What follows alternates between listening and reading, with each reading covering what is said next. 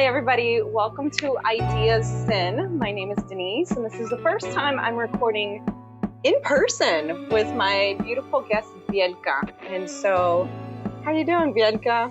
Doing good. I worked out this morning, ate well. I'm happy to be here. Yeah? Oh, that's nice. You got to get that movement in every day, right? Yeah. It's part of my life. Yeah, right? Well, what kind of movement do you like to do? Lifting weights and stretching and a little yoga here and there. Okay, yeah. And so, if you guys haven't read the title just yet, Vielka is a sex therapist. And so movement is very important when it comes to some sexy time. So how has that impacted your patients? Like being fit, being able to move, and how they get intimate with people? Well, there's a big challenge because our lifestyle nowadays is sitting on the couch or sitting in front of a computer. Like we either work or then we sit on the couch to watch Netflix. So there is not a lot of energy running through our bodies already. The energy is stagnant. And sexual energy is just sexual. So you try to be sexual with depleted body of energy. It's hard to bring it all to bloom right when you need it. Yeah. And I think that's impacting a lot of different people now. I mean, do you think that over the times that you've worked in this field that you've seen people having more issues with sex in their relationships because of technology increase? Well, I see it based on cultural and lifestyle differences. So when I go to a country or a place that is very alive, people are dancing, they're under the sun, they jump into the river, they live in front of the ocean, they are so sexually alive. And they walk, they're not in their cars all day. So those communities, they're like just horny all the time. But in a good way, they're sexually alive. Yeah. Is what I see. Okay. And so have you primarily worked with patients here in Austin, Texas? Yes. And a lot of my patients are either engineers or doctors that is not only they're sitting all day, they have stressful jobs, or even if they're moving tense, tight. And when I say movement is ideal, it's the type of movement that your body goes, oof, this feels good to me. It's not a tight movement like doing surgery or moving from one room to the other one for meetings. So it's also a type of movement that your body enjoys. Yeah. Do you think that there's a specific type of movement for both men and women that they can engage in? Yeah. So any movement is good, right? Any movement will increase blood flow. And when there is blood flow, it goes more to the genitals. Yeah. So cardio is great. We recommend cardio for erectile challenges. And just overall, your body feels more alive after movement. But if you want to awaken erotic energy, definitely the hips. Yeah, hip movements for both men and women. Of course. Yeah. And if you pair hip movement with breath, then it comes the somatics of mind-body connection. And then you feel more the arousal, because sometimes we feel arousal, but we stop it, or we are like, oh, I need to do something else. But when you feel it and you enjoy it, then you start awakening desire.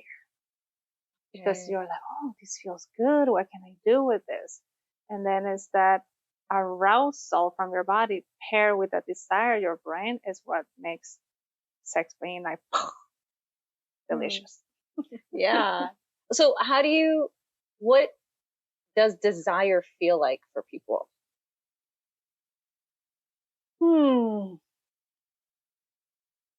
Imagine you're really thirsty. It's like 90 degrees in Austin and you went to Sulker Park. And then you're like, oh, I'm craving a glass of water or something that is like that. But you know, when you imagine it feels good to you, that's desire. It happens in your brain. And your brain is the biggest sexual organ. It's not what you have in between the legs. So desire is really, really important to feel, is wanting something. Just like, let's say, if I want to treat myself for a meal that I know I enjoy, I usually pick a really nice salad with a combination of sweet, sour, crunchy. And just talking about it, my body wants to move. Yeah, I want to go get some now. Yeah, my body doesn't move when I think about, I don't know, I'm not big into pastas. If I think about pasta, my body's like, yeah, I can eat pasta. I like it. Yes, that. Yeah. So desire, when you think about it, your body is like, woof, your body wants to move naturally. And yeah, culturally, sometimes we don't allow ourselves or our body to express desire, right? Because it's like, what are you doing? One time I was with a friend and I was eating ice cream and I licked it a little bit and I went like, mmm. He said, Yucca. And I'm like, Yeah. what? He's like, your noises. I was like, you like that ice cream too much. Yeah, exactly. Like expressing desire is not culturally accepted. It's like, what are you doing? And I think it was also an expression for her of like, oh, it turned me on to see you like that. And I also am uncomfortable with my turn on. Yes. So yeah. It's just, it could be little movements or little, noises. It's true. Yeah, you don't hear people being like, like eating all the time. You know, everybody's eating quietly. I know. Yeah. And so do you think that we're in the United States? And so do you think the United States is a bit more sheltered or compared to other places? Like, what do you think of that? Like US versus other countries? So based on research I have read and also personal experience. So for example, Japan, it's a society that keeps their emotions very like tempered. And in the past, they even used to shave their eyebrows because the eyebrows show too much emotions. So if you are sad or angry, people cannot see it. And in some Tibetan temples, children are having fun and they're having fun like this. Really? Yeah, it's like it's good for the culture, like it's accepted to not express too much. And when they come to the United States, it's like, oh, it's too much expression. But then you go to Brazil or Cuba, another level of expression. And it's not to say which one is better, but definitely what we see in tantra is that when you include breath, sound, and movement, sexual energy moves through your body. So the pleasure that usually gets created on the sexual area, when you bring movement, it can move to other parts of your body. And that's when people say like, oh, I had a full body orgasm. And those are experiences that you can have if you're not having sex like this. Right? like the dead fish. Yeah. I'm just lying here. A starfish. Starfish, yeah. Do you think a lot of people, so the starfish is like, it's funny because like we think about it, but why do you think people get like that? It's just there's no permission. There is no permission to express it. Yeah. That's why it's so important to have spaces or practices where you can express it. I recommend my clients to either sign into an app where there is hip movement, pelvic Pilates, join bachata classes, merengue, pole dance classes, stepping into their sensual energy in a way that is very unique to them and they're not performing to someone. Yeah, they do it for themselves because it feels good. It's like dancing when nobody's watching. Like be erotic like nobody's watching. That's for you. So more embodied versus the performative. So how do you separate the two? Like, how do you know when you're just performing versus being embodied? Oh, I feel it 100%. Yeah. When I'm performing, I feel tight, worried, and I'm not flowing. When I'm full in my body, I'm in a trance state. I'm like, wow, what is this, and I take it in, and I'm flying. Like I don't know how to explain it. And when I'm performing, I'm like looking to my partner. I'm self-conscious. I'm doing this right. There is this tension that number one doesn't allow me to feel good, but number two, um, I'm not connected to my partner. I'm not connected within. And when people talk about having extraordinary sex, it's about being so relaxed and in the moment that you feel you and your partner become one, and the world can be falling apart and you didn't realize it. I had a couple that said in the book Magnificent Lovers that said, we were in so much connection that the house could have been on fire and I would have not noticed it. Yeah, that's Yeah. that's like wow sex. Yeah. And that's the sex that I want to help my clients to have. Like I don't care about them having 5 times a week sex if it is not good. What's the point? Yeah, it's not about the quantity, but the quality of it. And the quality takes care of the quantity. Because if you like it, you want it more. Yeah, that's true. So that's really interesting to be embodied versus performative. It sounds like when you're performative, you're more in your head. Yeah. Versus embodied, you're just kind of going with the flow, allowing yourself to look however it feels like, whether it's goofy, it is sexy, or it is like you just let it flow through you. And so it feels like a lot of people have a bit more rigidity. Like with men, it might not feel normal for them to kind of flow and move. Yeah. So how do you kind of tell your male clients to move in that way? So when they come to me, they say, I'm too much in my head. I don't know how to get out of my head. Yeah. So outside of movement, there is also mindfulness tools to help them redirect their mind from worry to being present and explore with curiosity what's happening in the moment. And I call that erotic innocence. Oh, erotic innocence. I know. Yeah. Like we don't think about innocence and sex being together, right? Yeah. Like there's nothing innocent about sex, but there's so much beauty and joy when we have sex in an innocent manner. When we explore, not because I'm going somewhere like a goal, but just like, oh, how is this? How does this feel? I may moan today. I may cry today. Because what I tell my clients is like to feel good, you need to allow yourself to feel anything else. So, yeah, there is sex that sometimes I'm just like crying. My partner's like, want me to stop? And I'm like, no, like, this is okay. And so how often do those emotions come up when you end up crying? Like, is it crying out of joy or because you're remembering something? Or is it just like the release of maybe built up, I don't want to say trauma, but like sometimes like built up memory or pain, like the body holds the score. So like what is that typically like for you?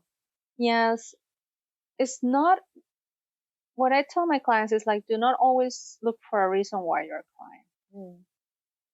You don't even need to make meaning out of it to get the benefits of it, because it's a release, right? Crying is an expression, just like laughing is an expression. And if energy needs to move out and be expressed, the most important part is to ask yourself, after this release, what do I need to take care of myself? Is there something that I need when I feel so vulnerable? And that part is very, it can be really a special moment for couples to bond.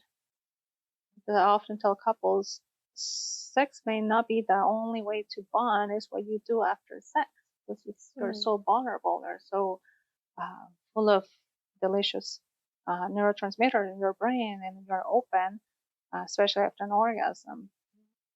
So there are many reasons, right? It's not always trauma. So people are like, what am I crying? Why are you crying? Stop asking. Sometimes the most important thing to ask to support someone crying is, what do you need? How can I be there for you? Yeah. and not asking because you need to fix them, right? You're not fixing the crying. Asking, what do you need from a place of how can I hold space for you? Do you need to cry more? Do you need a shoulder? Do you need just to hear something? You just want to talk? Mm-hmm. So just asking with curiosity, how can I be here for you? Or asking them, what can you do for yourself? Mm. So you bringing that responsibility to us too. How can I take care of myself? Yeah. How do you think that that is changing now? Because I've talked to some people and it feels like that is really connected to intimacy. And so how it feels like a lot of people nowadays have difficulty with intimacy, Mm-hmm. of opening up, of seeing their partner cry, of being like, how can I help? So do you think that there's something in our society or something that's happening that is affecting intimacy with people? I think each of us can ask ourselves the question, how much can I tolerate uncomfortable emotions? Like how much can I like stay grounded while somebody's falling apart? How much can I hold space for my client being in a lot of pain, even if I cause the pain? And that's such a important skill to develop. Because if we are causing pain to someone and we feel guilty, we want to avoid the conversation. We want to avoid seeing you cry because I caused you pain.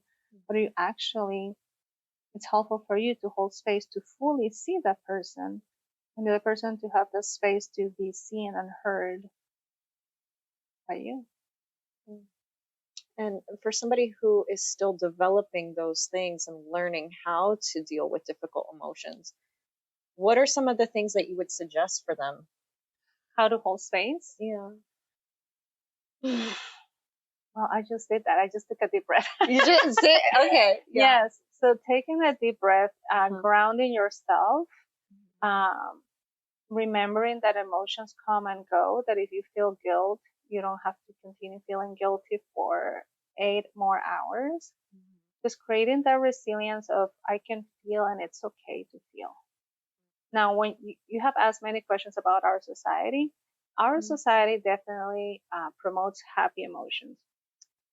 Right? I don't like when people try and say, I'm sorry. I'm like, I don't even pass tissues to my clients when they're crying. I'm like, cry more. Yeah. If that's what you need. So, grounding your energy, emptying yourself from your own experience, so you're not projecting what you feel in the other person. So I don't recommend saying, I know how you feel.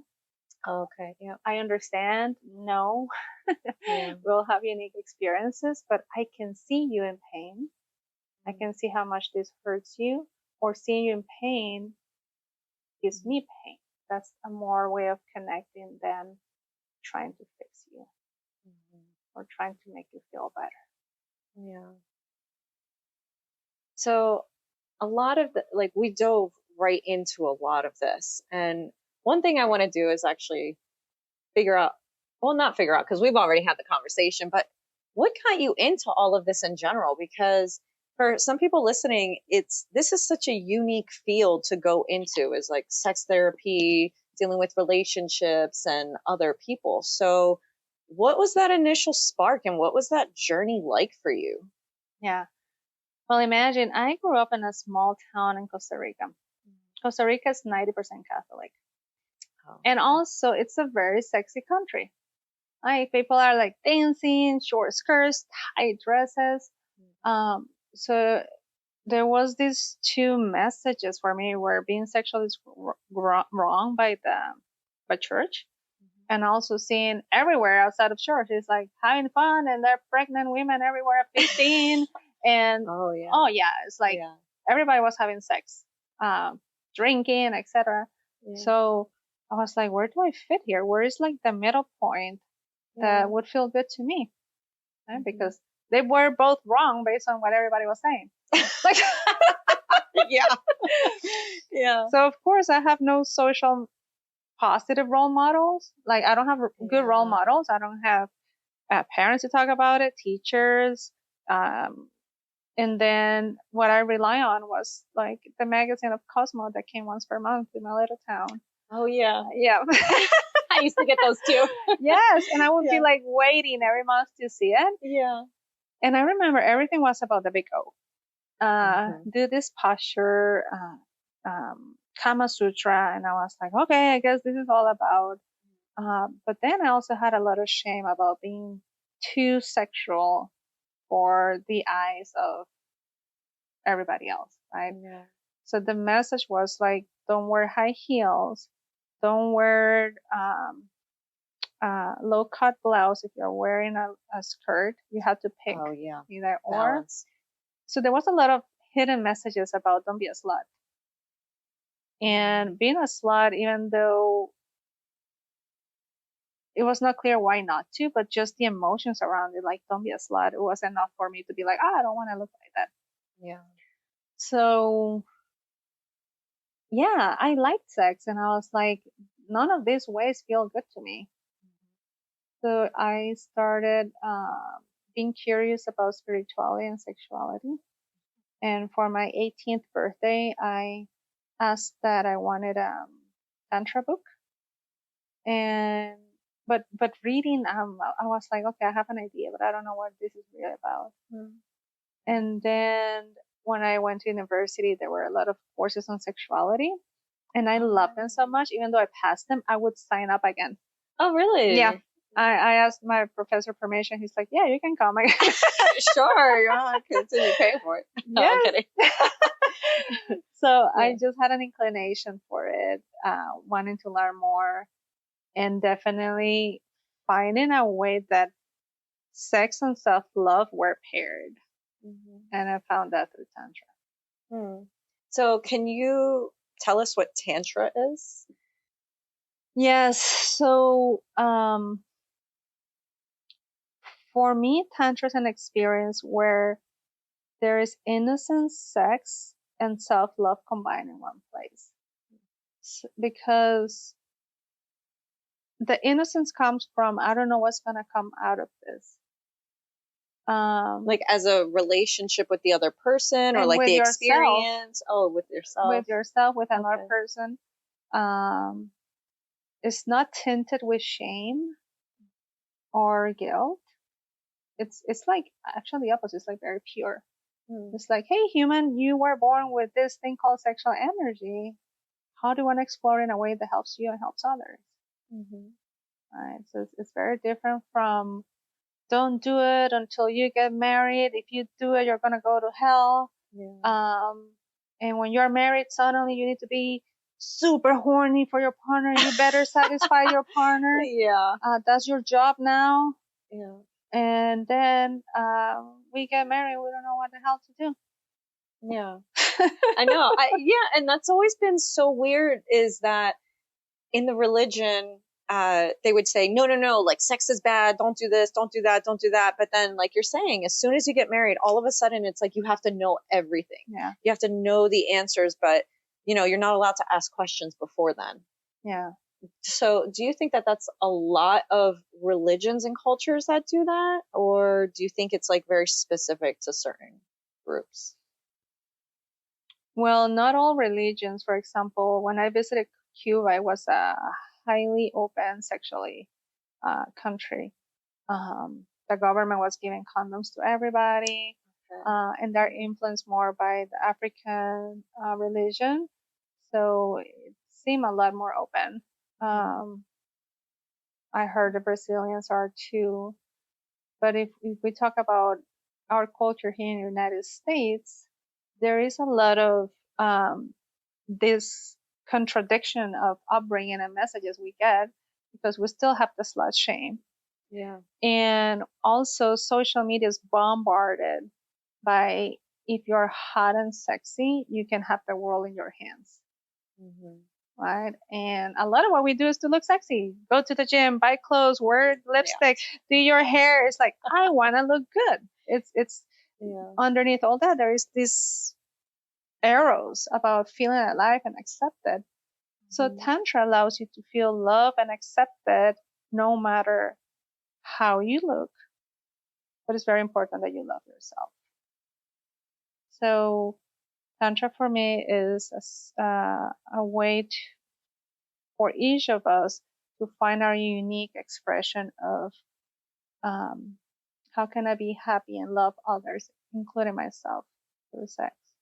And sex is not intercourse, right? It's being alive and allowing yourself to feel sexual. So that's really interesting to say too, that it's not just the physical, and it is feeling alive and all of that. And that's really interesting because that's not what we're taught, at all. And so changing the mindset of different people to be like, no, it's actually all of this. It's not just the one thing. I mean, well, I guess before we go and veer off topic, how did that influence like the way that you work with your patients incorporating tantra? You can do tantra at any point. Like, I can drink this in a tantric way. Oh, it'd be what is that? What is that like? I would be like, I would get comfortable. Yeah. Then I would look at what I'm about to savor. Yeah. And I would go,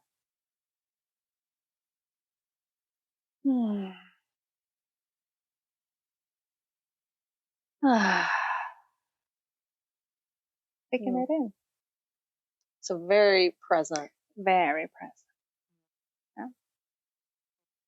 And so if we would live life more present, we will start savoring it more. Yeah. So being sexually alive is not having more sex. It's feeling more through your life. When my clients come and tell me I want to be better at sex, I'm like, you're going to be better at life. Yeah. Does that change their mind? Are they still like, I don't know about? No, they're like, yeah, tell me, I'm stressed all day. I eat like crap. I work out, but it feels like I'm working out because I want to get to a goal. I'm not enjoying things. Meaningful in life. I'm like, yeah, like all that helps you be more sexually alive. Like when you're satisfied in different areas. Because we take ourselves wherever we go. So if I'm not sexually alive outside of bed, I'm probably not going to be. I'm going to be like a machine going in and out, coming, and that's it. Yeah. Yeah. Especially like here, it feels like the US is very programmed to be like, let's go, go, go, go, go, go, go. Yes. Work. Yes. Otherwise, you don't have value. And that's interesting. That's something I've personally been working on too. It's like taking a step back and being like, I gotta just chill. Like I gotta relax. And let me see. So you were going to school and you were learning about tantra. Did you always want to be like a therapist for that, or were you just curious about it? No, I went to school and I was studying sexuality. Okay. And then I got certified that by the American Association of Sex Therapists, Counselors, and Educators. That is like one of the most reputable institutions to train sex therapists. And to be a sex therapist, you have to be a therapist. So I was a psychologist in Costa Rica, a counselor in Texas, and then extra studies and supervision to be a certified sex therapist. Okay. So I was all that, and that is great. A lot of book and research. I love that. But I needed embodiment of like, how can I help my clients become sexual? Because it's like yoga. You don't learn yoga by reading books. You learn it by doing. So same with sex. Yeah. And what were the kind of things that you would learn in your studies? Well, we learn not to shame sexual practices. That's a big one. And most therapists are not trained on that.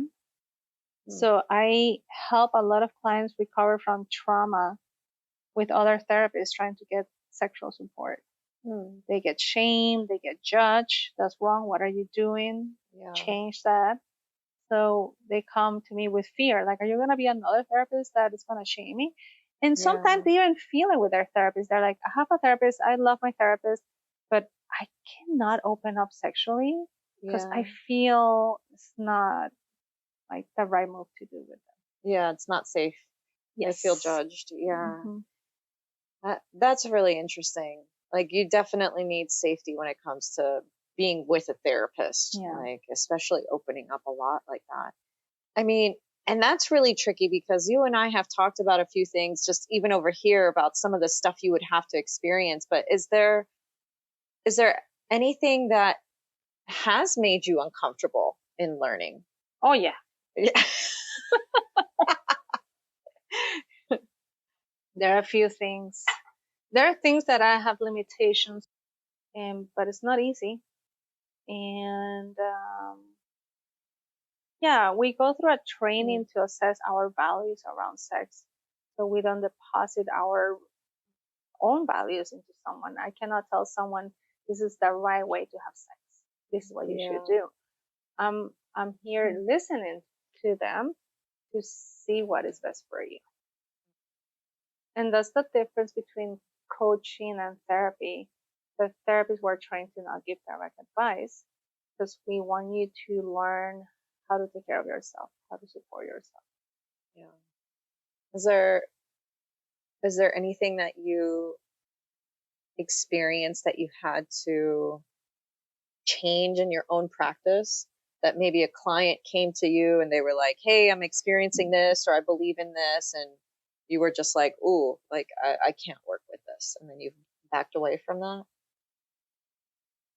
No. Oh, yeah. Sex therapists, we are like so used to weird stuff that we're like, yeah, another one, sure, why not bring it? Like, That's fine. yeah. Oh yeah. And that happens with couples too. When they get used to talk about uncomfortable stuff around sex, they say like, Vielka, we can talk about anything now. That's great. Yes. Yeah. So what kind of things would they feel uncomfortable talking about? And are you talking about between them or with you? Between them. Oh, okay. So between them, comfortable topics is I don't get turned on by you. Oh, yeah. Okay. Your body changed. I'm not attracted to you. Your breath stinks. Am I good to go? Yeah. And sometimes this is the challenging part. Sometimes initiation is not working, but they don't know how to make it work because they don't know what works for them. Okay. Because they don't have like maybe some of them have had only one partner, or they just really lost their sexual connection or their sexual energy, and they just don't know how to awaken it again. And that's a big topic for monogamous exclusive long-term couples. Oh, okay. Yeah. So all the couples that are like, I love you, let's stay together forever. Honeymoon period, high frequency sex, 6 months to 2 years if you're lucky. And then it goes down, and then it's hard to bring it up. And or it can become a real issue when for one person sex is really important. Yeah. Like really important. Like they feel their life is empty without it. And yeah, unfortunately some people divorce, separate, or live in a constant tension because they know, oh, my partner wants it, right? What can I do? How can I hide? Like I'm gonna go to bed early. Yeah, because they just, one person loses desire compared to the other one. So is there a way to bring that back for the people who are in long-term monogamous relationships, to bring that desire back and that yearning and that fire? Yeah, definitely. It's a combination of self-work, like we talk about movement, breathing, feeling good, enjoying life. It's a combination of doing things that awakens erotic energy and also togetherness. So I like to explain it in this way. Before you have sex, let's say this is sex, right? Penetrative sex. Before you go here, two individuals need to want to be physically together. So I call this sexual tension and attraction, like a magnetism. Mm-hmm. This is what dies. Like the magnetic, like I see you and you're like, ooh, right? Ah, baby. Yes. Yeah. That is what dies. And because this dies, this is not happening, the sex. Yeah. So they come to me and they're like, Vielka, how can we do this? And I'm like, we need to start here. Yeah. Because you don't have a pull, you don't have a sexual pull towards each other. And we need to start bringing juiciness back to the relationship. Mm-hmm. And the juiciness is going to help you have more sex. But what couples do is like they don't create any sexual tension. It's Friday night when they have a babysitter and they're all awkward and weird. Like, how can we do this thing? I don't know. Touch me here. I'm not aroused. It feels awkward. Let's stop. Yeah, let's go to bed. Well, it didn't work. Let's stop trying for another 2 months. Oh, yeah. And then the cycle goes. So definitely more sexual tension. Yeah. So how do you create that sexual tension? When two people are around each other all the time or not around each other? Like what is that like, and how do you fix that? Yeah. So tantra talks about polarity. Mm-hmm. It's about how to move the pieces to create attraction. So we need to identify what works for each of us and literally tell them, I would love for you to do more of this. It's not natural, but it's not fake either. It's intentional. And that's the number one complaint people have. But Vielka, it's not as spontaneous. And I'm like, when you were dating, it wasn't as spontaneous either because you were doing a lot of things to create sexual tension already. Yeah. You were not having sex out of nowhere. You were texting. You were thinking about each other. You were dressing up. You were excited about seeing each other. Mm-hmm. But now the architecture, the scenario of that relationship doesn't have those spaces of missing, of anticipation, but you can intentionally create them. So I have my clients list things that creates a pull towards your partner. Like, oh, I love when my partner cuts the grass and it's all sweaty outside. And I'm like, watch him through the window. Like, oh yeah. I love that lawn cut. Yes. Other ones tell me, I need space. Yeah. Right. And togetherness, it's one of the reasons, like we saw this during the pandemic. At the beginning, people thought we were all going to die. So we saw an increase of sex. Oh, they have sex because we're going to die. And then people are like, oh, we're not dying and we're here stuck with each other. Yeah. So it's a lot of space together. So I was full of clients during the pandemic. Everybody was in crisis. People were like, I don't really know if I like my husband anymore. And I'm like, hold your horses. Yeah. You need space. Yeah. So asking for space is so hard for couples because they have this myth of, if I need space from you, I don't love you. But you actually need space to love your partner more. Yeah. So how much space can be too much space? Yes. Military. Huh? The military, for example. Yeah. Right? Long-term relationships where you don't see each other often or lack connection. But we see, for example, in the military, seeing the partner every 6 months is too much space. Too much. Okay. Yeah. And space is really relative to what each of us needs. Like one partner can be like, you're at home all the time. I love having you at home. And the other one is like, when is your next trip? Right? When's the next ship? Yes, when is your next trip? I need to go back and fly. You gotta go, right? Like, it's about that time. Yeah. So couples can openly talk about what they need and have this knowledge. They can literally tell the partner like, hey, I need space. I'm gonna go with my girlfriend's camping, or people that know about this. Some of them even sleep in different rooms just to have some space. Oh yeah. Or they take vacations to different countries at the same time, and then they meet together in our country. Yeah. So the anticipation of knowing, what do you do? Is that discovery about you again? Yeah. because we're at home all the time. I know what you ate for breakfast. I know you have been in your office all day long.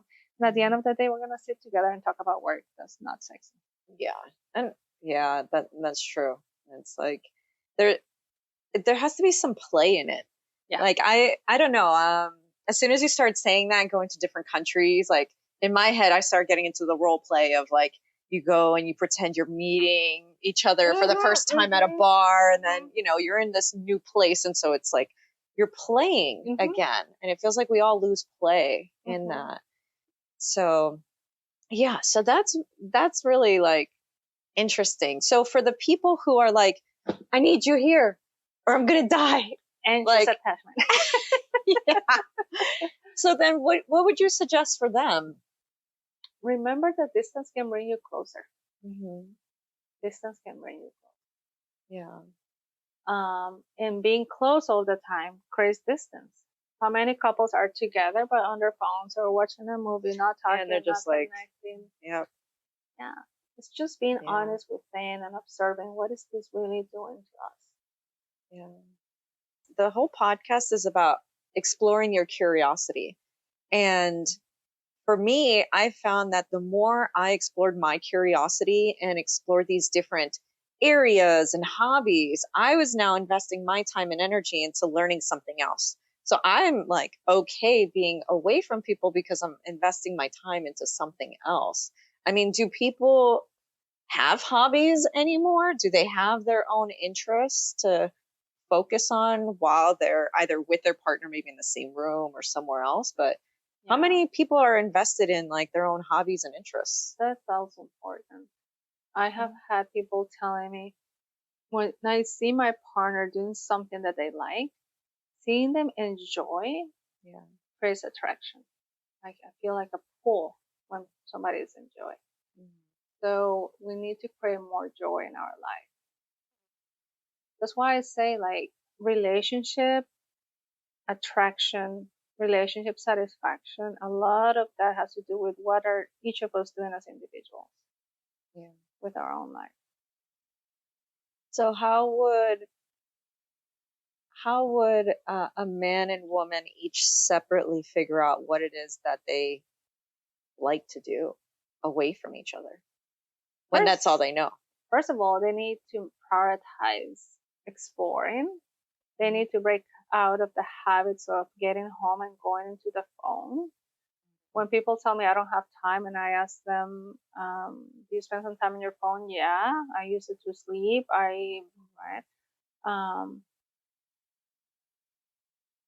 It's really making choices. To take time and to explore. Once we make something a focus and we say, yes, I want to do this, your mind and your energy and your creativity is going to go into how can I create this. So we need to say like, if I want this, how can I attain it? Exploring. And you know when something feels good because your body will speak to you, your body in our lives. When you do something that feels good, you're going to feel it. You're going to sense it. It doesn't come from here. Yeah. And for the people who maybe they have their own interests, they're really into exploring, but now maybe they have been through a physical change and they're like, I'm really not attracted to my partner anymore. Like, I just can't, like, I can't even,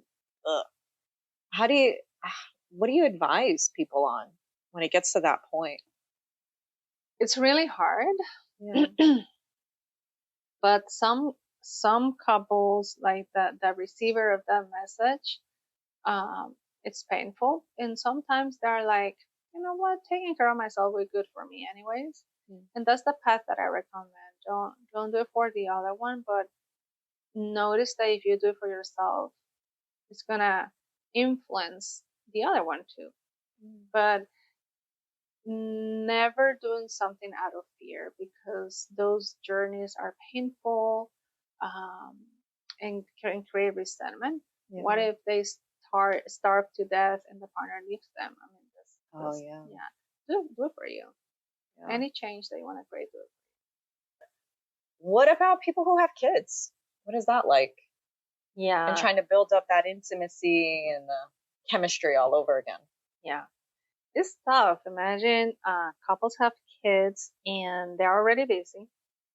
They work all day, and when they come from work, they come to work more.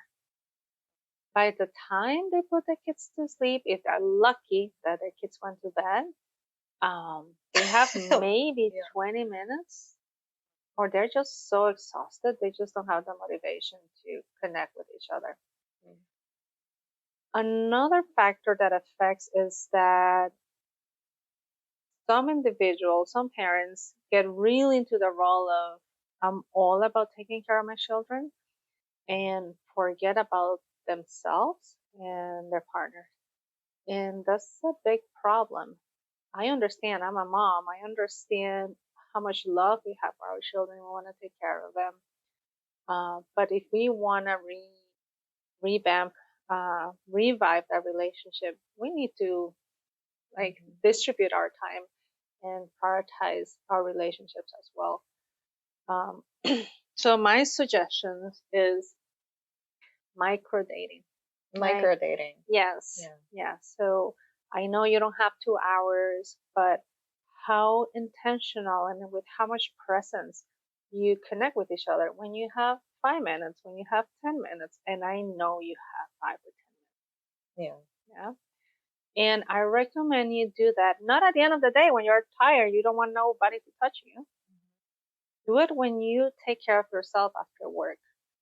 So I call that a transition that goes from the stress in your head all day, creating goals, to do something at the end of the day that helps you transition into, like just drop into your body so your body can feel again. And then after that, spend some time with your partner. It doesn't have to be every day. I recommend at least once a week between weekdays. And on the weekends, at least every other weekend, a 2 or a 3 hour date. I tell my clients, babysitters are cheaper than divorce lawyers. So that's true. That's true, guys. So, and think about dating. It's not for your partner. Like, do something that brings you joy. Do something that you're like, whoa, I love this, and I'm so glad to experience this with you. Pleasure is selfish. You need to be selfish to feel good. And it's a way to practice self-love. And when you are full of love, you can give more love to others. So you also interact better with your children. You also interact better as a colleague at work with your boss. Like, taking care of yourself is not a choice. I don't see it as a choice. It's like you have to if you want to live a fulfilling life. Yeah. And not just taking care of yourself physically or sexually, but what about like emotionally, mentally, spiritually? How about all of those? Your heart. I mean, your heart is, especially for a lot of women, but I don't want to be gender specific. Like, if you take care of your heart, your is gonna open.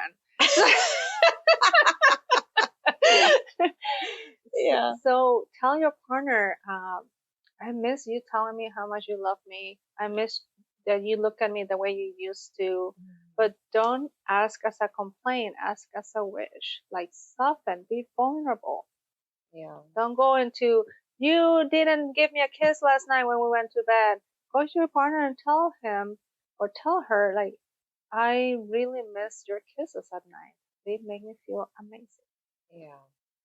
Yes. Less guilt tripping and more like, I miss this. Like you're saying, like you're kind of requesting in a different way instead of telling them what to do. The other thing is that parents get guilty. Like, I should be spending time with my kids. Right? And I tell them, what are you role modeling for them? What are they learning about relationships from you? Because kids learn from what they observe, not from what they hear you say. So if you want them to have loving relationships, connecting, satisfying, teach them, role model them. Otherwise, they'll go through the same cycles of having difficulty finding the right partner and connecting and opening up as well. And then that's like, it's like the cycle just continues on and on. with that. So few times I ask my clients, what do you learn about sex from your parents? And they're all like, well, they rarely touch each other, um, not too much action in front of us. Very little people tell me, oh, my parents were handsy all the time, and they were like laughing in the kitchen and giggling like a few times. But when I hear that, I'm like, fun. Yeah, fun. Yeah. Yeah. So then how, well, I know actually that you're scheduling a retreat at, when is it? Like September, October? Yes, last week of September Yeah. in Dripping Springs, Austin. Well, Oh, it's really? not, that's not Austin, that's Texas. Yeah. Dripping Oh, Springs. yeah. Is it primarily like for singles or for couples? For couples, and it's for Okay. couples that are busy, that they don't know how to reignite desire. They Yeah. have tried. They're in this cycle of I initiate but I get rejected, so I don't try anymore. I don't want to pressure you. I don't want to hurt you. Like this cycle is reproduced over and over and over with my couples. This is 80% of my clients, and I'm happy to support them, but I'm happy to see them that they're in this cycle, because when you talk about society, we don't learn how to cultivate pleasure. No. Yeah. So in a retreat, you have the opportunity to learn, to put in practice and integrate. And then you come home with all these tools that you just continue applying to maintain your relationship alive.